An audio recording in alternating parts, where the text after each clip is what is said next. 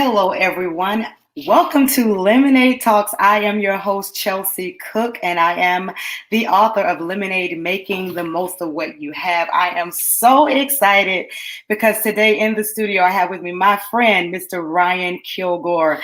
Now, before I get to talking about Ryan and we get to talking because the two of us can talk for hours, I want you all just to share this broadcast. And while you're sharing this broadcast, I'm going to share a little with you about Mr. Ryan Kilgore and his amazing career. Ryan Kilgore, a native of Atlanta, Georgia, has been playing the soulful sounds of the saxophone since age 10. Being a fourth-generation sax player is just one of the many milestones Ryan has come to accomplish over his musical career. After playing in the band for 4 years at Southwest DeKalb High School, Ryan went on to attend Clark Atlanta University and was the first freshman to become drum major as well as a proud member of the Phi Mu Alpha Symphonia Fraternity of America Incorporated. Ryan's musical inspiration came from his grandfather, Mr. Esther Betterson, who was in love with music, but also bought Ryan's first horn. Before joining Soul Factor in 2003, Ryan played on the Fighting Temptations soundtrack with vocalist Faith Evans on the song entitled Heaven Knows, as well as performed on the Walt Disney movie Country Bears. I didn't know that. Yep. And then continued to work with legendary producers, writers Jimmy Jam and Terry Lewis, as well as phenomenal Stevie Wonder. Ryan is also no stranger to the film industry. He has made cameo appearances in 20th Century Fox's Drumline and Paramount Pictures' Fighting Temptations and Tyler Perry's Diary of a Mad Black Woman.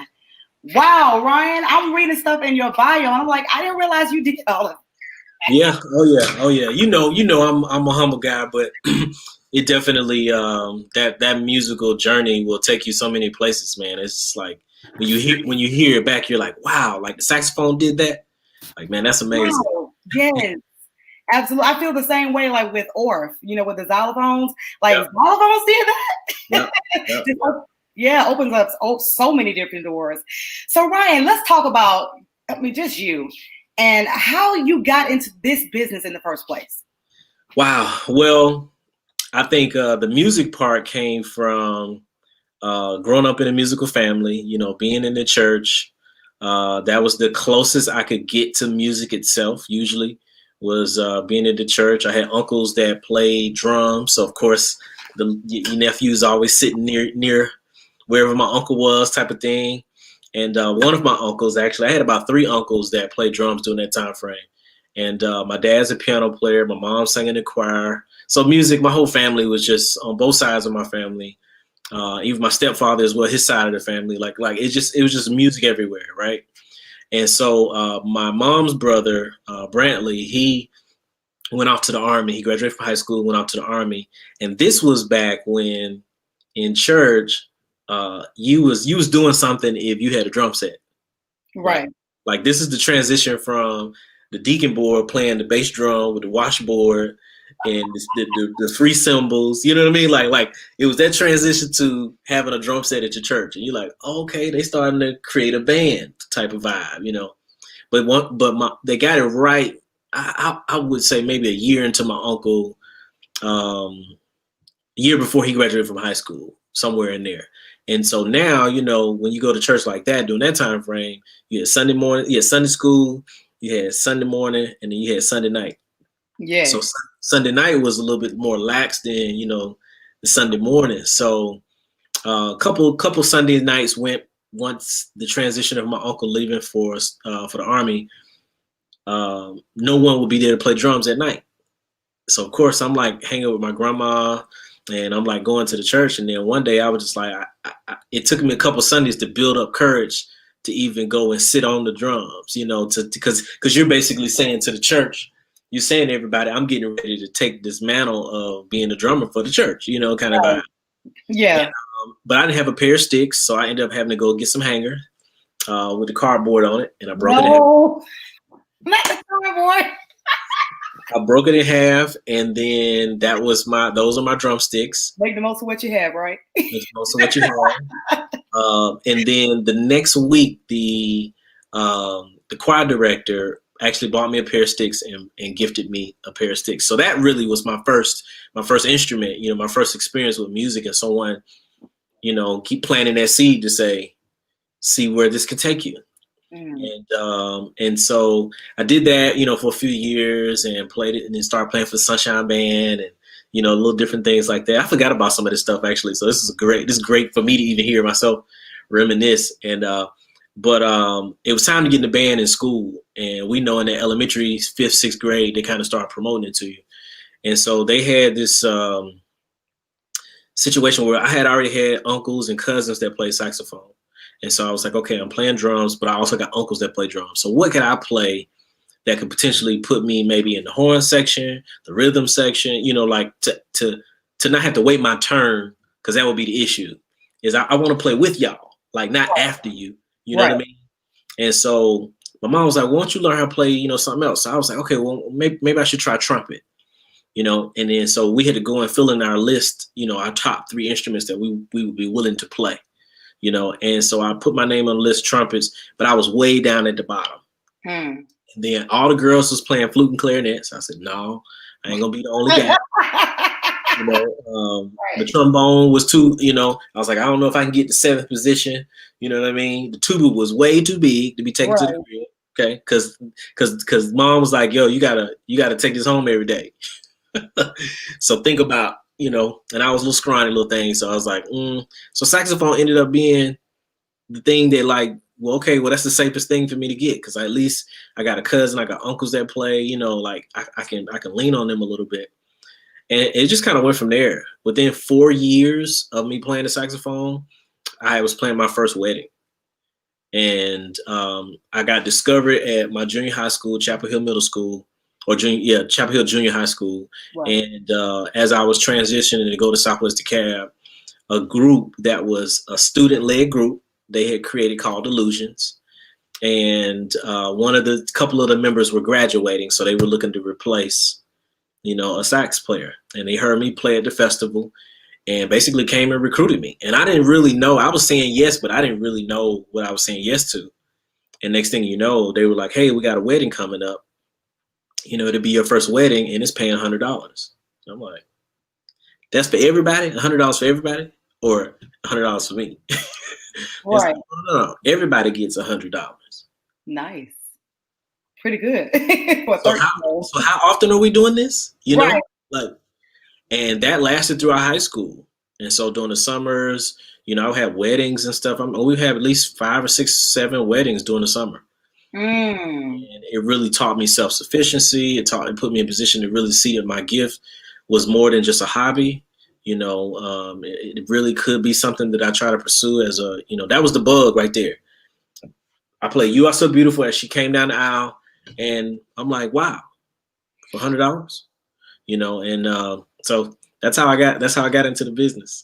Wow. Wow. I didn't know that about the, starting on the drums and then the transition from the drums to going to band.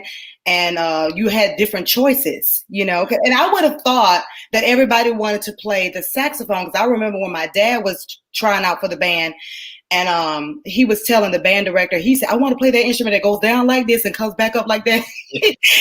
Right. And then the band director was like, no, I got too many sax players. So my dad was forced to play trombone, crazy. So I thought, that would be the first instrument that everybody wanted to play. Yeah. The saxophone. Wow. This is amazing. Amazing. And to have that experience, to get exposed so young, your career pretty much started when you were in middle school. Yeah.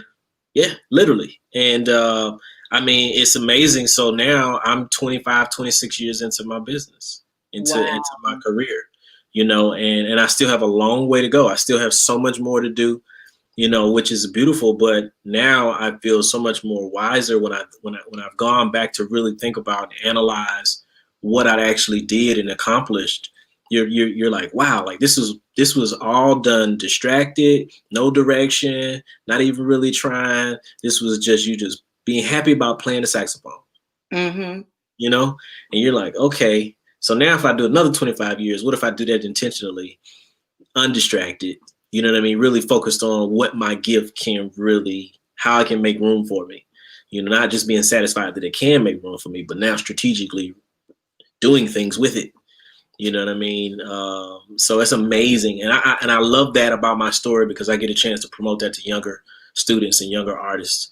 You know, to start them out as young as possible. So because being a musician or creative is not something you could do overnight. Like you have to really live this. It has to be a part of your everyday DNA to be a creator, and Right. and needing the support system, you know, around you is even more important when your mom and your sisters and your brothers and everybody in family can see that you're that person. Right. Help, you know, unravel that flower so it can bloom. You Yep. know, and you look up and you're like, wow, I'm only 21, but I've already done blah blah blah blah blah blah. You know, and goes from there. What an inspiration. What an Thank inspiration. So in terms of making lemonade, because I'm the lemonade girl. you. Yes. In terms of making lemonade, how have you been able in the times that we're in right now to make lemonade in this season? Wow. Well, I think any creative knows, or anybody that's an entrepreneur knows, that really this is not any different than our normal lifestyle. You know, having to make lemonade out of lemons. Like we've every situation I've been in for the most part, there's been something or some moment in that space where I had to take one for the team, or I had to sacrifice my sleep or time, or you know those things to be successful. So early in the year, I had made a decision prior to COVID that I wanted to get more into my production and get more into producing, which I don't really advertise, you know, because I'm one of those people that's kind of like, let me work on my craft a little bit before I, you know, just be like every day on Instagram, like, yeah, man, listen to my beat, listen to, you know, what I'm doing. It's just kind of really, you know, let me kind of focus on that more old school approach, you know. Right. But but as I've traveled, you know, touring and all over the place, sometimes you have 8 hour flights, sometimes you have hour flights, sometimes you have 2 hour layover, you know, and I would challenge myself to kind of, basically produce a track or produce a meet, or I mean, a song or a vibe or whatever I was trying to deal with. So once COVID happened, of course I don't have any gigs. So I'm like, man, this is the time that I needed to just sit down at the computer and figure out what my production sound is, and work on being a mixing engineer, and you know what other things can I do if I can't physically play the saxophone. You know, how do I use, what is my gift? Oh, my gift is not just the gift of music, but it's the gift of hearing. So I understand sound, I understand hearing. I've heard so much from orchestras to choirs to, you know, all these different experiences. Now let me put this in a gumbo pot, and can I reproduce what I've heard and what that sound of it is? So I started producing tracks. I was already working on an album that we're doing for the foundation, will be released in 2021.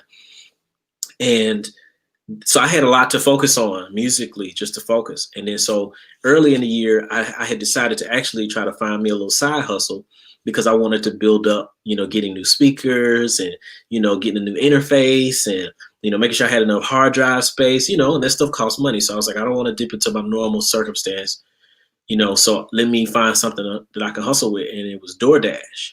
And so it was cool because DoorDash, I could be my own boss. You know, I can choose an area. It's not going to have me all over the place. So I really could do it from the crib. And that's when I started. I just kind of started doing it in the area that I live in. And, you know, it's like, oh, okay, somebody just basically pings and they're trying to get some McDonald's. They're trying to get some Cheesecake Factory. They're trying to get some, you know, whatever. And when the pandemic happened, everybody was home. So now it kind of changed the dynamic of everything.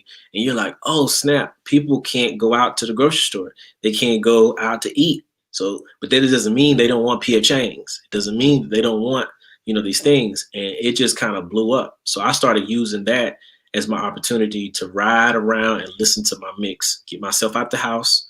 You know, I'm a pacer. So it's like my mind, I got to move a little bit for the most part every time.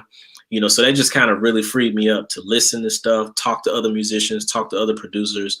Can we record and get a song done in this pandemic? You know, like it doesn't mean that television is going to stop, or, you know, because people are looking for content, they're looking for all these opportunities. So how could I, build myself up in that. So that's what I focused on. And so now I would say during this season of time, I've probably produced at least about 40 tracks. Wow. Of just different styles of music, and some for the album, some for just ideas, my imagination. And so I look forward to that growth of that, because my goal is to basically score television and film. So in other words, when this pandemic is completely over, you have no excuse not to have any content, because you had all of this time to sort of build up. My good, I look at it. Yeah, it was a horrible thing. My God, this has been a horrible thing. Yeah. But I also look at the blessing in it. That we have nothing but time. So what we couldn't do before because we didn't have time to do, you had no excuse not to produce. Yeah. This was definitely a season of producing. Yeah.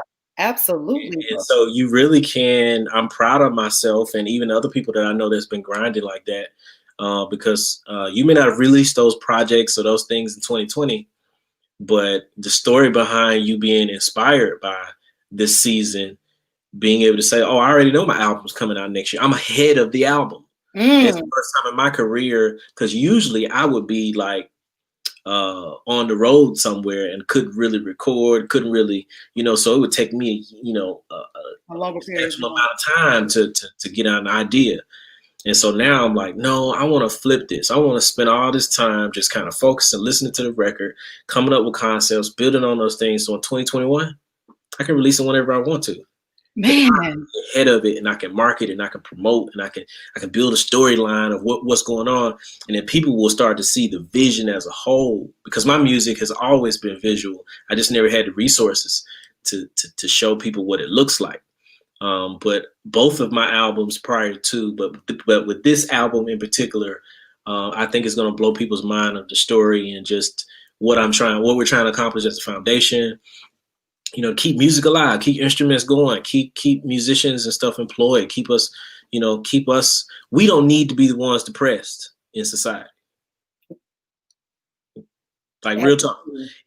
People that you should be concerned about when it comes to mental health is the musicians, the creatives, the people that make your life feel better.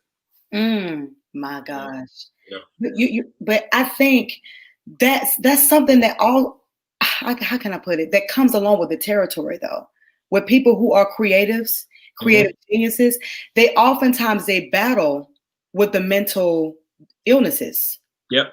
They battle with that. I look at my goodness, Robin Williams. He made everybody laugh, everybody smile, but my goodness, look at what he dealt with privately. Yeah. I think it's just one of those things, especially without God. You having to deal with those things that come in that particular how can I say, what we say Harvest Tabernacle is Metron, that area, that sphere of influence, just the entertainment area. I think it's just one of the beasts of the field, dealing with mental anxiety and depression and all kinds of things. But on the other side, you're an absolute beast at what you do, but you're battling two worlds at the same time.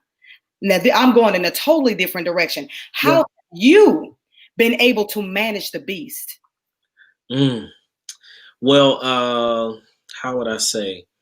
Okay, so there's I dealt with this in real life, prior to COVID. I'm trying to pull something. Okay, so in my touring career, I have lost 3 grandparents on the road.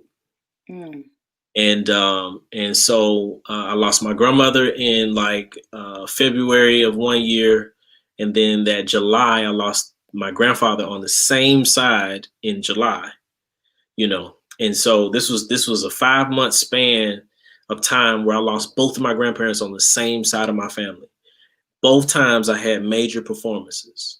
One was with Tyler Perry, one was with Stevie Wonder. And so I realized that my music served multiple purposes.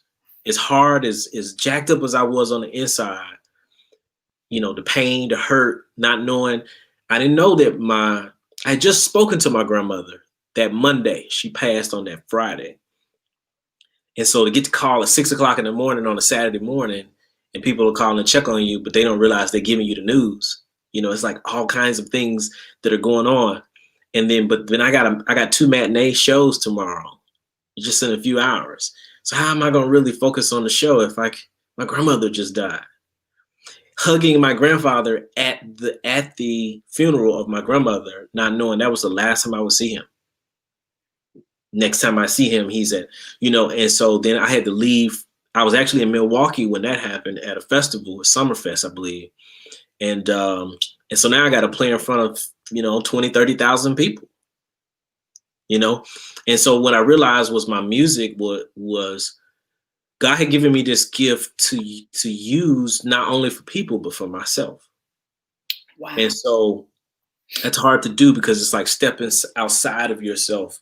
And so what music creates is an atmosphere, and so it's definitely very important to communicate with people that are around you about what you're dealing with so that they can musically speak back to you. Mm. And so when in the Tyler Perry play, there was a song that was sang by the mother of the play. And she was singing to her daughter about love, their love for each other. And of course, I'm thinking about my grandmother during that time frame, but those were probably the tears I needed to get out. And that song triggered those tears and triggered that release, being able to hear Stevie Wonder say, "I'm praying for you, Ryan," because I communicated what I was dealing with versus trying to hold it in, act like it didn't, matter. And now I'm walking around with attitude or feeling some type of way or whatever. Like, no, that's the thing. Like, look, we have to get better at, communicating and releasing. And so now, but when you play, I'm not playing for anyone else tonight, but I'm playing for me. Wow. And so during this time frame, I just started using, like I said, the production, the music this is for me. This is so that I can have a different avenue of expressing myself, than just the same way. Because sometimes that truth be told, it gets watered down, after a while. Being on the road, being just another employee, being just another musician, it looks glamorous, but there's still a personal life going on, even though I'm putting up a selfie with 30,000 people behind me. So I had this moment, but on the inside, I didn't, and so I completely agree and understand, about that balance of trying to figure that out. So yoga, meditating, doing the production, listening to my mixes, hearing me come up with other things. It's just been healthy for me, and then the verbal communication of how do I feel? How does this make me feel? There's a lot of people. I wrote a song that's going to be on this next album called Believe. Some of the thoughts that I thought about was there are going to be so many people that are going to give up on themselves during this because of this pandemic. And we're going to lose some people. They're never hit the stage again. They're never going to be a part of a production again. They're just like, was already facing people saying music or being a creative can't amount to anything. And so now I told you better get you a real job. All these different things that people get given, that's poured into them. And so I wrote this song because I wanted to encourage myself, because I was like, well, the only way you can really build on being successful is believing in yourself first. And then once you believe in yourself, you have to become your biggest fan, like before anyone else. Then you have capacity to believe in others and not feel empty because you just get, but they needed a little bit, they needed a cherry, they needed the icing on the cake. Your comment, you're speaking into their lives, you're supporting, showing up at the concert so they can see a familiar face. Those are the things that help pour into others. And now I'm your biggest fan, but I believe in you and I believe in me. Like, and that's why I kind of got from that standpoint of saying, like, we're not the ones that need to be depressed. So I wanted to write that song to help push, musicians to say, don't give up. Like, please don't give up. Don't give up.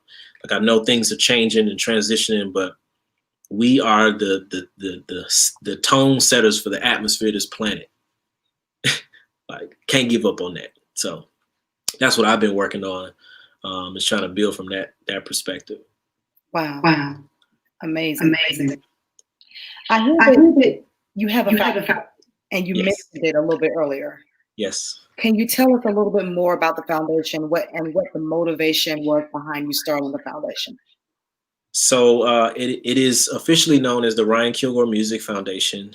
Um, this foundation was something I think was developed from um, years. I would say maybe my first time, maybe 2009. I got a Facebook message, and a friend of mine hit me up and said, "Hey, do you have an extra saxophone?" And I was like, "No, I don't. But let me ask around." And so I just put a post up on Facebook. I really wasn't expecting anyone to say anything to me about it. And a music store that I had just left responded and said, and the name of the music store was called Career Music. Mhm. And they said, "Come pick up a saxophone, Ryan." And I went to the store and I picked up the saxophone and I took it to this kid, surprised his mom, and and I just saw the joy on mom's face, on the kid's face, on the band director's face, all these people because of this one gift. It touched all these people, even the other kids that got a chance to see a kid get blessed, with an instrument. And so after every performance, people will come up to me and say, "I used to play this, I used to play that, I used to be in the band, I used to." I'm like, I wonder where all these instruments are. Where are they? And some may have been thrown away, but they're probably in the basement, in the attic, in the garage, up under the bed, like collecting dust. So what if we start doing instrument drives to collect these instruments and get them refurbished, and then find music programs and find students that need single parent homes or whatever the case may be. But here's a way that I've been seeing since I was 14 years old, since I was 10 years old. It's taking me all around the world. So why not create an avenue for that? And so I ended up teaming up with Georgia State University. The umbrella is, the organization is called the Alonzo Krim Center. And they were doing a program where they were incubating foundations and people's ideas. And so I got with them, and Dana Salter, Brian Williams, a lot of different people from the Krim. Shout out to them. And they helped me really break down my thoughts and what is this going to look like, and really just kind of become a visionary for what we would do. So prior to the pandemic, we actually raised close to 80 instruments right before. And so now we're in a position of starting a new music program in the city of Atlanta, and in the community called the Pittsburgh community. And so we're really, really excited about that, because it's something we've never done before, and so now 5 years in, we're in a position now to where we feel like this is going to be 2021 is going to be our launching year, to launch this program and to put ourselves in position to pay musicians, professional musicians, to give free lessons. Wow. So they get an instrument, they get a mentor, because our mission as a foundation is to mentor, teach, and inspire. Mentoring to be lifelong musicians, teaching about different career paths, and inspiring to be community engaged. And so I want to be able to maximize the musicians that, especially now, where people need to be able to use their gift for something. And you have kids that are in the streets that don't have nothing to do. And we got instruments in people's basements and attics. So it sounds like arithmetic to me, like put the two and two together, then I'm able to employ musicians, as a foundation. And then at the same time, they get a chance to give of, their wisdom and knowledge to a younger kid that normally wouldn't even know how to look at playing this saxophone. Like, why should I be playing a saxophone? Well, let me show you. And we know now, like the generation now, they have to look at you as irrelevant, and so like if you're relevant to them because you play with Janelle Monáe, or because you play with this artist, or you play with this, all these different people, then it makes it cool. And I have those friends and those colleagues and people. And so we're just trying to come up with now creative ways, trying to take the lemon, and turn it into lemonade, and put ourselves in position 2021 to launch these programs. So we're in position to create the same atmospheres that I've had in my career. We want to recreate that now with the next generation. Yeah. So, question for you. So anybody who would be interested in getting their child involved in your program, how would they get in contact with you? So you can contact us through the website, www.kilgoremusicfoundation.org. My last name, Kilgore. That's on the other side, Kilgore.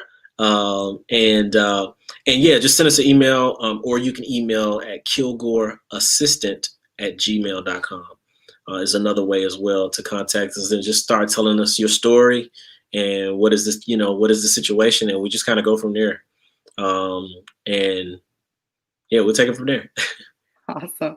Well, Ryan, this has been absolutely amazing. Thank you so much for agreeing to come on to my little broadcast. I feel No, this is huge. This is big.